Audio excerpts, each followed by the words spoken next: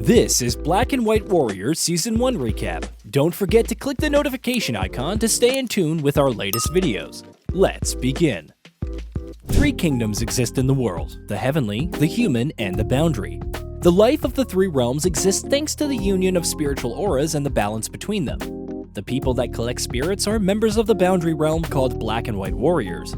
The Black and White Warriors are responsible for finding the spirits and taking them to Fengdu, where they reincarnate. On the other hand, Xiao Hei's alarm wakes him up. He goes to his sister Xiao Bai's room, and they both leave the house to the Yama Temple.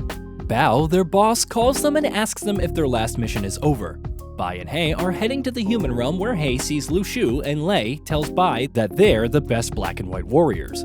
The siblings leave for the human realm and come to a city where they quickly see a child fighting against adults. Hei tells Bai that a wandering spirit possessed the boy, and they must finish him off. The siblings try to face him, but the possession is too strong. The siblings look for a way to attract the spirit and not hurt the boy. As they begin to fight, the enemy injures Bai, but before doing any more damage, Lu Shu arrives to help them. She defeats him and collects the spirit in a sphere. Several soldiers are in a submarine at the bottom of the sea. The group belongs to the 5th Palace Spirit Hunter team. Long, the leader, asks how the mission is going, and they tell him that the spiritual power of the seal is decreasing. They say they cannot solve the problem alone and must inform other palaces and Zhang, the Spirit King. Zhang arrives at the temple, tells Bao they must discuss something important, and asks Miss Shana, his assistant, to give a new mission to Bai and Hei. Shana assigns them to go down to the human world to collect the soul of a young man. Zhang tells Bao that the seal on Tianchi Lake will break soon. In the human realm, a young man is drawing manga while Bai and Hei are in his room, but he can't see them. His neighbor Jia knocks on the door, and he tells her he'll have a conference while Jia hands him a breakfast she made for him. It turns out that the Black and White Warriors not only bring the spiritual aura of dead humans to Fengdu, but sometimes they must facilitate death by creating an accident. Hei searches the room for something to kill him and make it look like an accident, but finds nothing.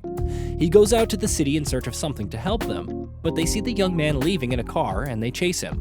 The young mangaka goes to his appointment while Bai and Hei chase him. When they walk into the editor-in-chief's office, she rejects his drawings as looking outdated and tells him he shouldn't be considered a mangaka. After the meeting, Hei gets mad at how rude the woman behaved. The young man goes up to the roof of the building very discouraged and begins to say that he's a loser, and the only thing that motivates him is Jia. Hei creates an illusion of Jia with another man, and Bai says it's wrong to fool him like that. Hei replies that they have to kill him and prepare to absorb the spiritual aura.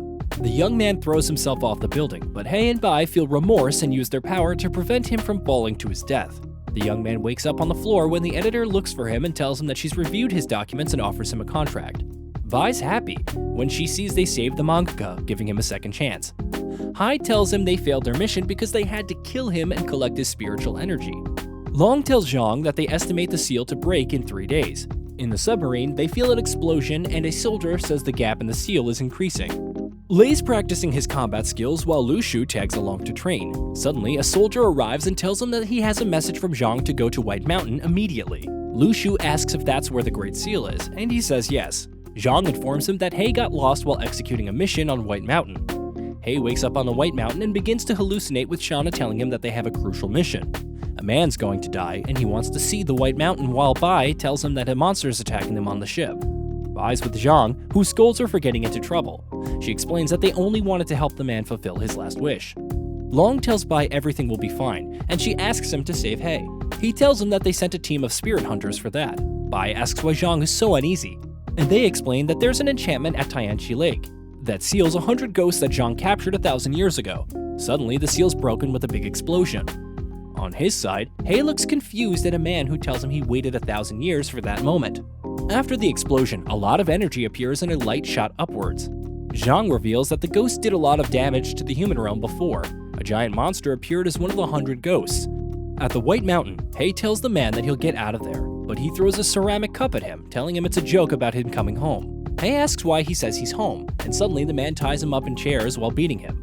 Hei starts screaming and asks him to release him. The man tells him that all the imprisoned wandering spirits are preparing to fight the inhabitants of the Boundary Realm and tells Hei he's one of them. On the ship, the ghost monster tries to attack, but Zhang quickly defeats it, leaving everyone in awe. He tells Long to send a group to track down the other ghosts and have the others prepare the Ginkgo cannon. Meanwhile, Hei claims to be Black and White Warrior. He watches as the man absorbs some wandering spirits, realizing he's the Soul Eater. The man calls him Wang Hang and reveals he's one of the 100 spirits. On the ship, everyone observes the energy coming from Lake Tianchi. Zhang tells Long that he's going down to the lake.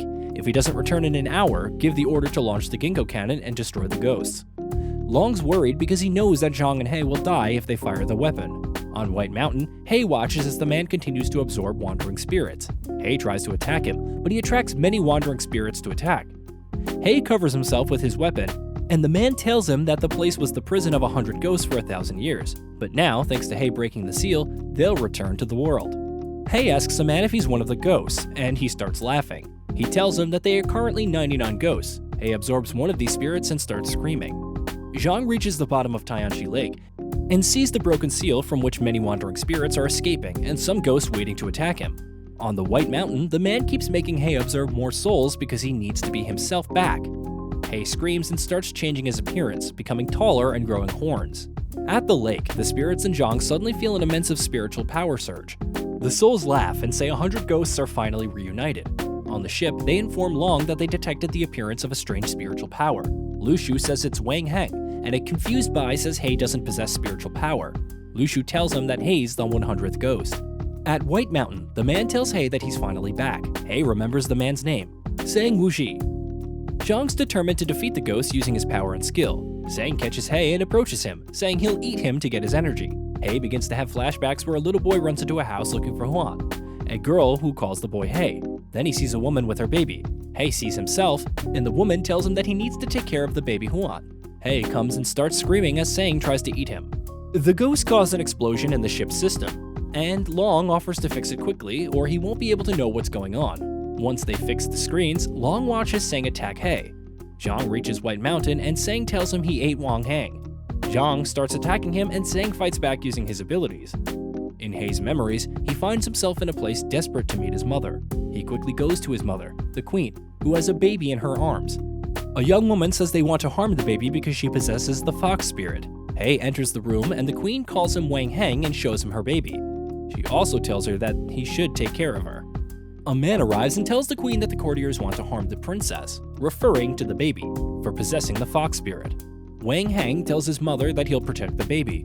In the present, Hei's in a dark place, and his ghost and little boy versions appear in front of him. Bei's paralyzed after hearing Long say that Zhang ate Hei. Hei finds himself in a dark and empty place where he has memories of being in his parents' palace. A narrator tells of the demise of a country due to a demon. After Huan was born, the nation's strength waned and the dynasty headed for destruction. In Hei's memories, the palace was on fire, and some soldiers were looking for them. Hei, his mother, and Huan hide and try to escape, but Huan falls, and the soldiers hear them. Her mother tells Hei to run with Huan, take good care of her, and look for General Shu. On the ship, Bai asks Lu Shu what the Ginkgo cannon is, and she tells her that it's their secret weapon, capable of killing all the ghosts with one explosion. She also tells her that Hei used to harm the human realm, and the boundary realm erased his memory and kept him imprisoned. Hei has more memories where he sees himself telling Huan he found Shu. But she tells him they shouldn't go with him but escape. General Shu arrives at the place accompanied by other men and says he'll hand them over to the current emperor. Hei freaks out, but Huan activates her fox spirit and attacks them.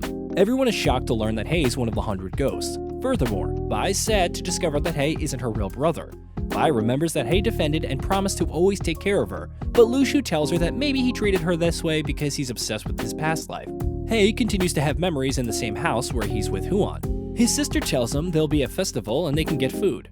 Hei goes out looking for food, but two young black and white warriors arrive as he leaves. Hei's happy because he found the food at the festival. Suddenly, he hears some people saying that the princess of the previous dynasty, referring to Huan, will be tortured. Hei rushes and sees a huge crowd including the black and white warriors. Huan finds herself with limbs tied to horses and tries to resist, but the warriors say she can't use her power since they sealed her spiritual body.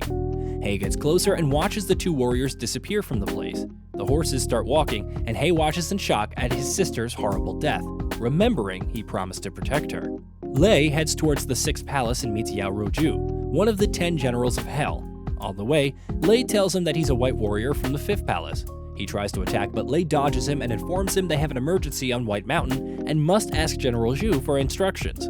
Yao takes them to Ko and asks him to take them to Shu. The general tells Lei to go back and tell Lu Shu that the 6th palace isn't under the rules of the black and white warriors. But Don Ting, one of the mightiest masters, arrives and tells Lei she'll help them convey the message to White Mountain. They thank her and leave.